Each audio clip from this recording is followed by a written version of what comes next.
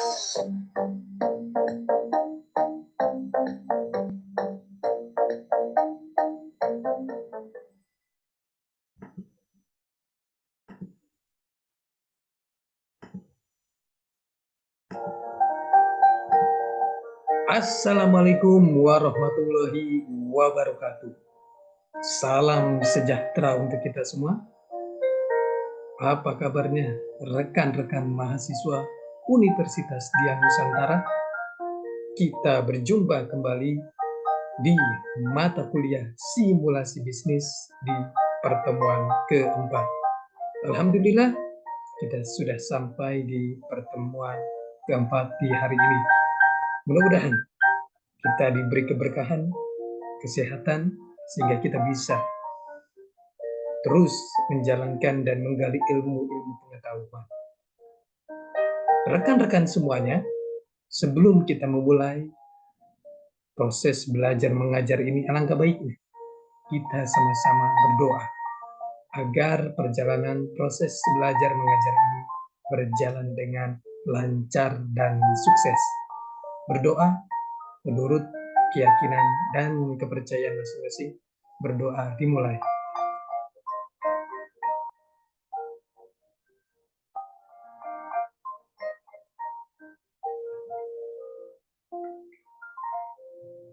Selesai. Rekan-rekan semuanya, mohon izin saya share materi pada hari ini.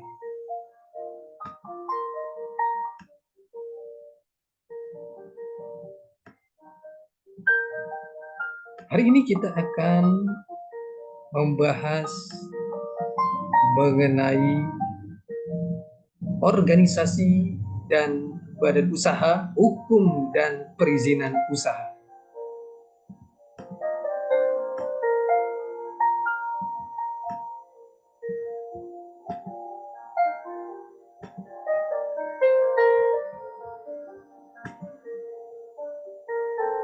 Di pertemuan keempat ini, organisasi dan badan usaha, hukum dan perizinan usaha. Pertimbangan menetapkan bentuk kepemilikan bisnis. Pertimbangan dalam menentukan badan usaha.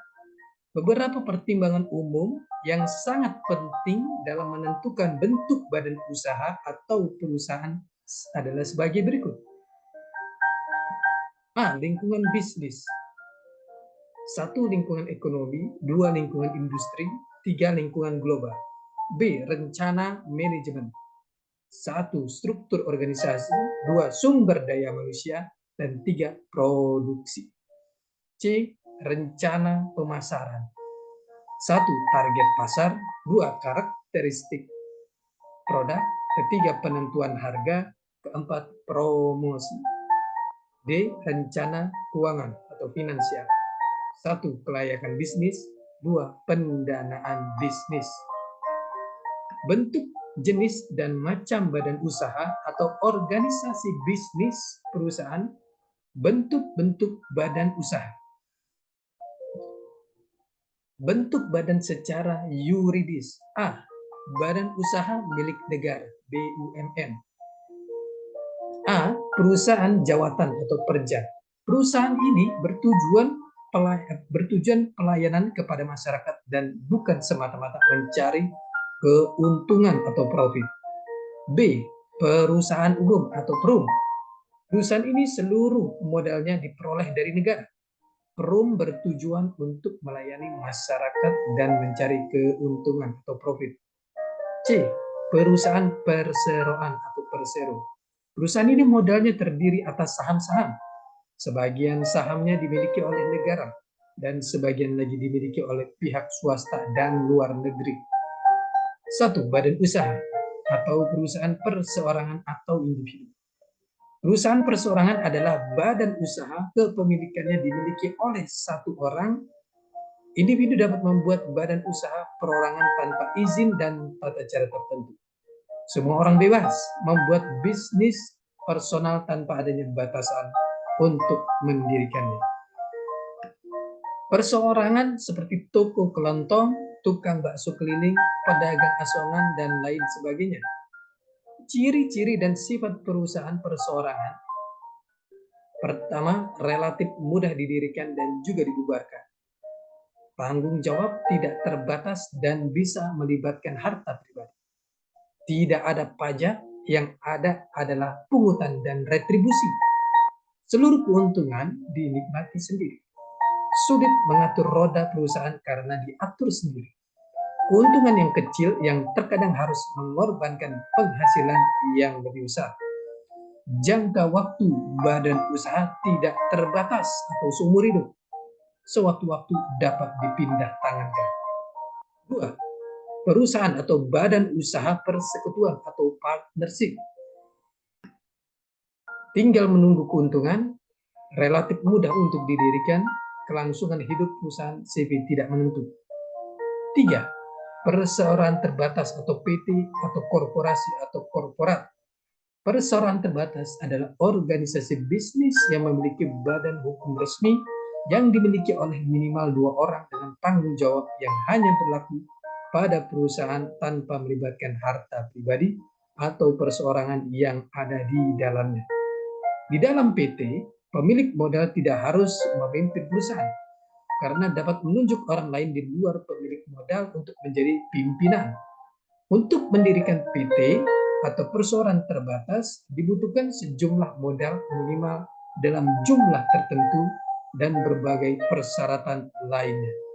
Ciri-ciri dan sifat perusahaan terbatas. Modal dan ukuran perusahaan besar. Kelangsungan hidup perusahaan PT ada di tangan pemilik saham. Dapat dipimpin oleh orang yang tidak memiliki bagian saham.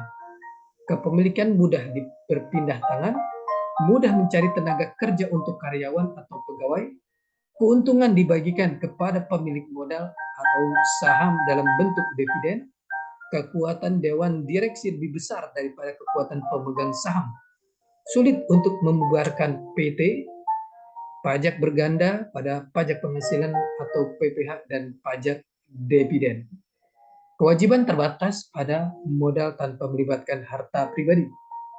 Tugas komisaris adalah sebagai berikut. 1. Melakukan pengawasan secara umum. 2. Membantu kerja para direktur dalam melakukan pembelian atau penjualan harta tak bergerak. Ketiga, mengontrol perilaku para direktur. Yang E, perseorangan terbatas akan memilih Dewan Direktur atau Board of Director melalui Rapat Umum Pemegang Saham, RUPS, di mana tugas-tugasnya adalah sebagai berikut. Yang pertama, mengelola kekayaan perusahaan.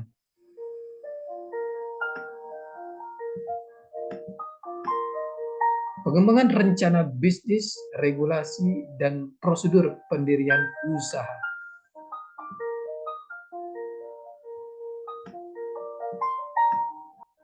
Di sini bisa kita lihat ya, bentuk-bentuk usaha, ada CV, perseorangan, perseroan, koperasi, dan lain-lain. Mengapa mendirikan badan usaha? Inilah pertanyaan yang perlu kita jawab. Yang pertama, untuk hidup. Yang kedua, bebas dan tidak terikat. Yang ketiga, dorongan sosial. Yang keempat, mendapat keuntungan. Yang kelima, melanjutkan usaha orang tua. Faktor-faktor yang harus dihadapi dalam pendirian badan usaha. 1. Barang dan jasa yang akan dijual. 2. Pemasaran barang dan jasa. 3. Penentuan harga. 4. Pembelian. 5. Kebutuhan tenaga kerja. 6. Organisasi intern. 7. Pembelanjaan. 8. Jenis badan usaha yang akan dipilih, dan lain-lain. Badan hukum sebuah perusahaan. Sebuah usaha yang dilindungi oleh hukum dan perundang-undangan yang berlaku pada suatu negara. Memiliki hak dan kewajiban kepada negara. Fungsi-fungsi yang terlibat dalam bisnis ada pemasaran, akuntansi, sistem informasi, keuangan atau finansial, dan manajemen. Bagaimana keputusan bisnis mempengaruhi pendapatan perusahaan? Kalau kita lihat ada keputusan manajemen, permintaan untuk produk perusahaan, ada pendapatan, biaya produksi, keputusan pemasaran, ada biaya pemasaran, dan ada biaya. Keputusan keuangan, ada biaya bunga pinjaman, ada biaya. Kalau kita lihat, pendapatan dikurang biaya sama dengan pendapatan bersih sebelum pajak. Definisi manajemen, cara bagaimana karyawan dan sumber-sumber lain digunakan oleh perusahaan. Pemasaran, cara bagaimana produk atau jasa dikembangkan, diberi harga, didistribusikan, dan dipromosikan kepada pelanggan. Keuangan, cara bagaimana perusahaan mendapatkan dan menggunakan dana untuk operasi bisnisnya. Akuntansi, ringkasan dan analisis suatu kondisi keuangan suatu perusahaan. Sistem informasi, meliputi teknologi informasi, masyarakat, dan prosedur yang bekerja sama untuk memberikan informasi yang cocok kepada karyawan perusahaan sehingga mereka dapat membuat keputusan bisnis. Arti organisasi intern merupakan kerangka struktur kewajiban dan tanggung jawab. Alat manajemen untuk mengkombinasikan faktor-faktor produksi dalam mencapai tujuan.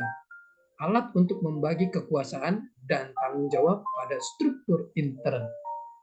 Tanggung jawab sosial perusahaan, kesempatan kerja, latihan dalam pekerjaan, job training, tunjangan bagi karyawan, tunjangan pendidikan, derma atau sumbangan sosial, riset-riset ilmiah, dan kegiatan-kegiatan kebudayaan. Hak-hak konsumen, keselamatan produksi, perlakuan yang adil dan jujur, data yang lengkap dan akurat, tarif yang diberlakukan, perincian pendapatan, pengeluaran, dan laba pada saham yang akan dibeli, juga pengaduan. Bentuk-bentuk badan usaha, terdapat beberapa macam badan usaha yang bisa Anda pilih saat ingin mendirikan bisnis secara resmi.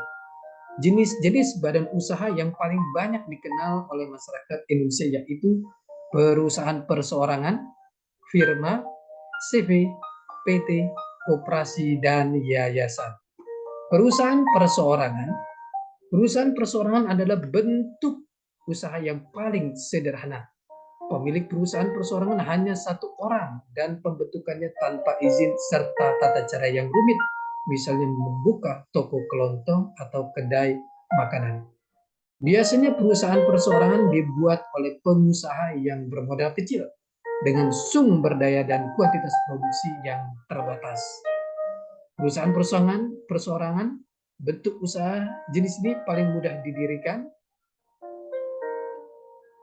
dan seperti juga pembubarannya yang mudah dilakukan, tidak memerlukan persetujuan pihak-pihak lain.